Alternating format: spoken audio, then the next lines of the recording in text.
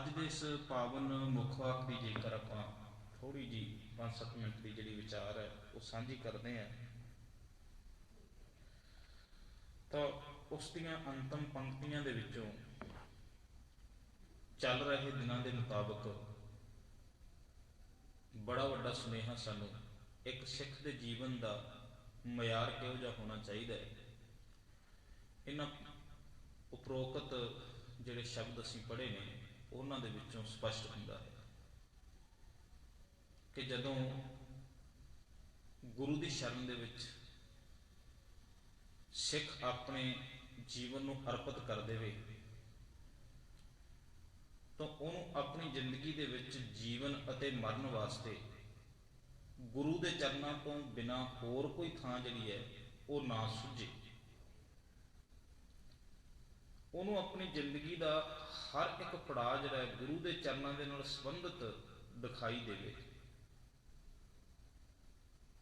ਇਹ ਜਿਹੜੀ ਗੱਲ ਅੱਜ ਪਵਿੱਤਰ ਮੁੱਖ ਵਾਕ ਵਿੱਚ ਕੀਤੀ ਗਈ ਹੈ ਇਹਨੂੰ ਕੇਵਲ ਤੇ ਕੇਵਲ ਬਾਹਰੀ ਤੌਰ ਤੇ ਇੱਕ ਹਜ਼ੂਰੀ ਨਾ ਸਮਝ ਲੈਣਾ, ਕਿਉਂਕਿ ਅਸੀਂ ਕਈ ਵਾਰੀ ਸ਼ਰਨ ਸ਼ਬਦ ਦੇ ਜਦੋਂ ਅਰਥ ਕਰਦੇ ਹਾਂ ਤੇ ਸ਼ਰਨ ਦੇ ਅਰਥ ਕੇਵਲ ਕਿਸੇ ਬਾਹਰੀ ਜਿਹੜੀ ਬਿਲਡਿੰਗ ਦੀ ਇੱਕ ਮੰਜ਼ਿਲ ਦੇ ਵਿੱਚ ਮਨੁੱਖ ਦਾ ਨਤਮਸਤਕ ਹੋ ਜਾਣਾ, ਇੱਥੋਂ ਤੱਕ ਹੀ ਅਰਥਾਂ ਦੇ ਵਿੱਚ ਅਸੀਂ ਸੀਮਿਤ ਰਹਿ ਜਾਂਦੇ ਹਾਂ।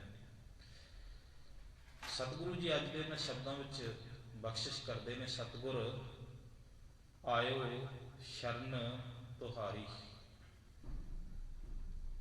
ਮੈਂ ਸਾਰਾ ਕੁਝ ਛੱਡ ਆਇਓ ਸ਼ਰਨ ਤੁਹਾਰੀ, ਤੇ ਮੇਰੇ ਮਨ ਦੇ ਵਿੱਚ ਕਾਮਨਾ ਕੀ ਹੈ, ਮੈਂ ਤੇਰੀ ਸ਼ਰਨ ਦੇ ਵਿੱਚ ਕਿਉਂ ਆਇਆ ਹਾਂ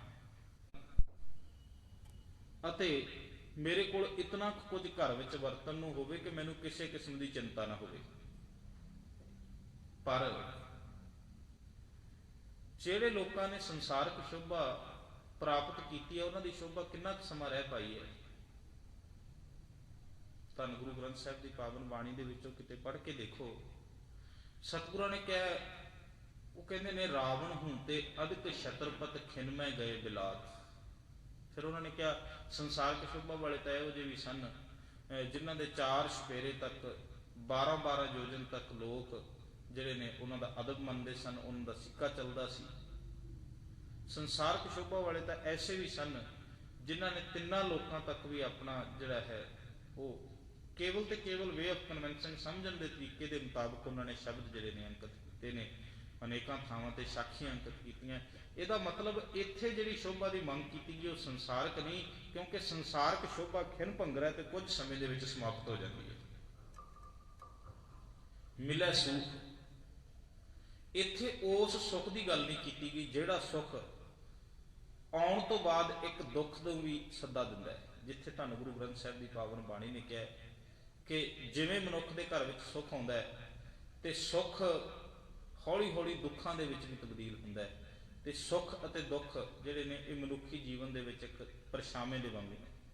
ਜਿਵੇਂ ਜੇਕਰ ਕਿਸੇ ਘਰ ਦੇ ਵਿੱਚ ਚਾਨਣ ਆਵੇਗਾ, ਰੌਸ਼ਨੀ ਆਵੇਗੀ, ਤੇ ਉਸ ਰੌਸ਼ਨੀ ਦੇ ਨਾਲ ਵਸਤੂਆਂ ਦੇ ਪਰਛਾਵੇਂ ਵੀ ਜਿਹੜੇ ਪੈਦਾ ਹੋ ਜਾਣਗੇ। ਉਸੇ ਤਰ੍ਹਾਂ ਹੀ ਜਦੋਂ ਹੀ ਕਿਤੇ ਕਿਸੇ ਘਰ ਵਿੱਚ ਸੁੱਖ ਪੈਦਾ ਹੁੰਦਾ ਜਾਂ ਕਿਸੇ ਵੀ ਮਨੁੱਖ ਦੇ ਚਿਗਿਰਦੇ ਵਿੱਚ ਸੁੱਖ ਹੁੰਦਾ ਤੇ ਉਸ ਸੁੱਖ ਦੇ ਨਾਲ ਹੀ ਬੇਅੰਤ ਦੁੱਖਾਂ ਦਾ ਵੀ ਜਿਹੜਾ ਆਮਦ ਹੋ ਜਾਂਦੀ ਹੈ। ਫਿਰ ਇਹਦਾ ਅਰਥ ਸਿੱਧਾ ਹੋਇਆ ਵੀ ਇੱਥੇ ਜਿਹੜਾ ਬਾਹਰੀ ਸੁੱਖ ਦੀ ਮੰਗ ਵੀ ਨਹੀਂ ਕੀਤੀ ਗਈ। ਤੀਜੀ ਗੱਲ ਜਿਹੜੀ ਉਹਨਾਂ ਨੇ ਕੀਤੀ, ਕਹਿਣ ਲੱਗੇ ਚਿੰਤਾ ਲਾਹੇ ਹਮਾਰੀ। ਚਿੰਤਾ ਹੁਣ ਮਨੁੱਖ ਨੂੰ ਕਿਸ ਕਿਸਮ ਦੀ, ਮਨੁੱਖ ਸੰਸਾਰਕ ਚਿੰਤਾਵਾਂ ਤੇ ਝੋਰਿਆਂ ਦੇ ਵਿੱਚ ਘਿਰਿਆ ਹੋਇਆ, ਕਿਤੇ ਆਹ ਨਾ ਹੋ ਜਾਵੇ, ਕਿਤੇ ਖੌਫ ਜਾਪਦਾ ਰਹਿੰਦਾ ਹੈ, ਡਰ ਰਹਿੰਦਾ ਹੈ, ਕਿਤੇ ਮੈਂ ਤੁਰਿਆ ਜਾਂਦਾ ਰਸਤੇ ਵਿੱਚ ਮੇਰੇ ਨਾਲ ਘਟਨਾ ਹੀ ਨਾ ਵਾਪਰ ਜਾਵੇ, ਮੇਰੇ ਕੋਲ ਕੁਝ ਮਾਇਆ ਹੈ, ਕਿਤੇ ਕੋਈ ਖੋ ਕੇ ਨਾ ਲੈ ਜਾਵੇ। ਇਸ ਤਰ੍ਹਾਂ ਦੀਆਂ ਬੇਅੰਤ ਚਿੰਤਾਵਾਂ। ਰਾਤ ਨੂੰ ਸੁੱਤਿਆ ਹੋਇਆ ਥੋੜਾ ਜਿਹਾ ਖੜਕਾ ਹੁੰਦਾ, ਕਿਤੇ ਕੋਈ ਚੋਰ ਹੀ ਨਾ ਆ ਕੇ ਲੁੱਟ ਕੇ ਲੈ ਜਾਵੇ। ਇਸ ਤਰ੍ਹਾਂ ਦੀਆਂ ਚਿੰਤਾਵਾਂ।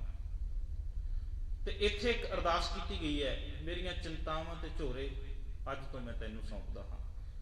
ਦੋਵੇਂ ਸ਼ਬਦਾਂ ਦੀ, ਦੋਵੇਂ ਪੰਕਤੀਆਂ ਦੀ ਜਦੋਂ ਅਰਥਾਵਲੀ ਅਸੀਂ ਦੇਖਦੇ ਹਾਂ, ਉਹ ਕਹਿੰਦੇ ਸਤਿਗੁਰੂ ਮੈਂ ਆਤਮਿਕ ਤੌਰ ਤੇ ਤੇਰੀ ਸ਼ਰਨ ਵਿੱਚ ਆ ਗਿਆ ਤੇ ਮੈਨੂੰ ਆਤਮਿਕ ਸੁੱਖ ਦੇ, ਕਿਉਂਕਿ ਸੰਸਾਰਕ ਸੁੱਖ ਬਹੁਤੀ ਦੇਰ ਖੜਦੇ ਨਹੀਂ, ਸੰਸਾਰਕ ਸੁੱਖ ਸਮਾਪਤ ਹੋ ਜਾਂਦੇ ਨੇ। ਮੈਨੂੰ ਆਤਮਿਕ ਤੌਰ ਤੇ ਸੁਖੀ ਕਰ ਦੇ, ਕਿਉਂਕਿ ਮੈਂ ਬਾਹਰੀ ਤੌਰ ਤੇ ਸੰਸਾਰਕ ਪੱਧਰ ਦੇ ਉੱਤੇ ਜੇਕਰ ਦੁਖੀ ਵੀ ਹੋਵਾਂ ਤੇ ਉੱਥੇ ਵੀ ਮੇਰਾ ਜੀਵਨ ਸੁਖੀ ਹੋਵੇ।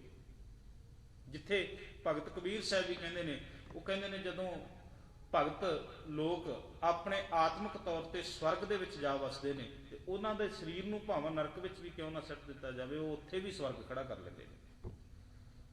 ਸੋ ਇੱਥੇ ਸ਼ਬਦ ਜਿਹੜਾ ਵਰਤਿਆ ਗਿਆ ਹੈ, ਮਿਲਿਆ ਸੁਖ, ਮੈਨੂੰ ਆਤਮਿਕ ਤੌਰ ਤੇ ਇੰਨਾ ਕੁ ਸੁਖ ਦੇ ਪਰਤ ਕੇ ਸੰਸਾਰਕ ਦੁੱਖਾਂ ਦਾ ਕਰਕੇ ਮੈਂ ਦੁਖੀ ਨਾ ਹੋ ਸਕਾਂ, ਪਰਤ ਕੇ ਮੈਨੂੰ ਸੰਸਾਰਕ ਸਰੀਰਕ ਦੁੱਖ ਦੁਖੀ ਨਾ ਕਰ ਸਕਣ। ਨਾਮ, ਤੇਰੇ ਹੁਕਮ ਦੇ ਵਿੱਚ ਜੀਵਨ ਬਤੀਤ ਕਰਨ ਲੱਗ ਜਾਵਾਂ, ਤੇਰੇ ਨਾਮ ਦੇ ਨਾਲ ਜੁੜ ਜਾਵਾਂ।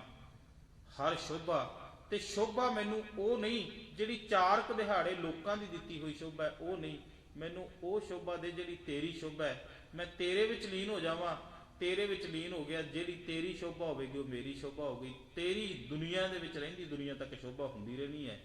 ਕਦੇ ਵੀ ਤੇਰੀ ਕੋਈ ਨਿੰਦਕ ਜੇ ਨਿੰਦਿਆ ਵੀ ਕਰਦਾ ਹੈ ਤੇ ਉਹ ਬਹੁਤੀ ਦੇਰ ਤੱਕ ਆਪਣੇ ਉਸ ਸਥਾਨ ਦੇ ਉੱਤੇ ਕਾਇਮ ਨਹੀਂ ਰਹਿ ਪਾਉਂਦਾ, ਕਿਉਂਕਿ ਤੇਰੇ ਵਿੱਚ ਕੋਈ ਔਗਣ ਹੀ ਨਹੀਂ ਹੈ। ਮਿਲੇ ਸੁਖ, ਨਾਮ, ਹਰ ਸ਼ੋਭਾ। ਇੱਥੇ ਸ਼ਬਦ ਜੇ ਆਪਾਂ ਦੋਵਾਂ ਨੂੰ ਇਕੱਠੇ ਕਰੀਏ ਤੇ ਹਰ ਸ਼ੋਭਾ ਬਣਦਾ, ਜਿਹੜੀ ਵਾਹਿਗੁਰੂ ਤੇਰੀ ਸ਼ੋਭਾ ਹੈ। ਜਿਹੋ ਜੀ ਵਡਿਆਈ ਤੇਰੇ ਕੋਲ ਹੈ, ਤੇ ਤੇਰੀ ਵਡਿਆਈ ਦੁਨੀਆ ਦੀ ਕਿਸੇ ਕੁਰਸੀ ਨਾਲ ਨਹੀਂ ਖੜੀ ਹੋਈ। ਤੇਰੀ ਵਡਿਆਈ, ਹੁਣ ਦੇਖੋ ਨਾ, ਰੱਬ ਦੀ ਵਡਿਆਈ ਕਿਹੜੀ ਗੱਲ ਕਰਕੇ ਹੈ? ਰੱਬ ਦੀ ਵਡਿਆਈ ਕਿਹੜੀ ਗੱਲ ਕਰਕੇ? ਰੱਬ ਬਹੁਤਾ ਪੜ੍ਹਿਆ ਲਿਖਿਆ ਇਸ ਕਰਕੇ ਵਡਿਆਈ ਹੈ? ਨਹੀਂ, ਉਹਦਾ ਕੁਆਲੀਫਿਕੇਸ਼ਨ ਮੇਜਰਮੈਂਟ ਹੀ ਨਹੀਂ ਹੈ ਕੋਈ। ਦੁਨੀਆ ਨੇ ਅੱਜ ਤੱਕ ਕਿਸੇ ਨੇ ਦੇਖਿਆ ਹੀ ਨਹੀਂ ਹੈ।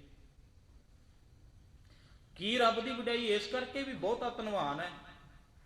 ਨਾ, ਇਸ ਗੱਲ ਕਰਕੇ ਵੀ ਕੋਈ ਰੱਬ ਨੂੰ ਧਨਵਾਨ ਕਰਕੇ ਥੋੜੀ ਨਾ ਉਹਦੀ ਵਡਿਆਈ ਕਰਦਾ ਹੈ। ਕੀ ਰੱਬ ਦੀ ਵਡਿਆਈ ਇਸ ਕਰਕੇ ਹੈ ਕਿ ਉਹਦੀ ਕਾਇਨਾਤ ਦੇ ਵਿੱਚ ਹਰ ਇੱਕ ਥਾਂ ਦੇ ਉੱਤੇ? ਨਹੀਂ, ਰੱਬ ਦੀ ਵਡਿਆਈ ਉਹਦੇ ਹੁਕਮ ਕਰਕੇ ਹੈ, ਤੇ ਉਹਦਾ ਜਿਹੜਾ ਹੈ ਆਪਣੇ ਨਿਯਮ ਦੇ ਵਿੱਚ ਲਗਾਤਾਰ ਇੱਕ ਰਸ ਵਿਚਰਨ ਕਰਕੇ ਹੈ। ਇੱਕ ਟਕ ਲਗਾਤਾਰ ਕਿਸੇ ਵੀ ਦੁੱਖ ਵਿੱਚ ਹਰਕਤ ਕਰ ਦਿੱਤਾ, ਉਹਦੇ ਚਿੰਤਾ ਕਿਹੜੀ ਰਹਿ ਗਈ? ਝੋਰਾ ਖਤਮ ਹੋ ਗਿਆ। ਚਿੰਤਾ ਲਾਹੇ ਹਮਾਰੀ ਲੇਖੈ ਸ਼ੋਰ, ਅਵਰ ਨਾ ਸੂਝੈ ਦੂਜੀ ਠਾਹਰ।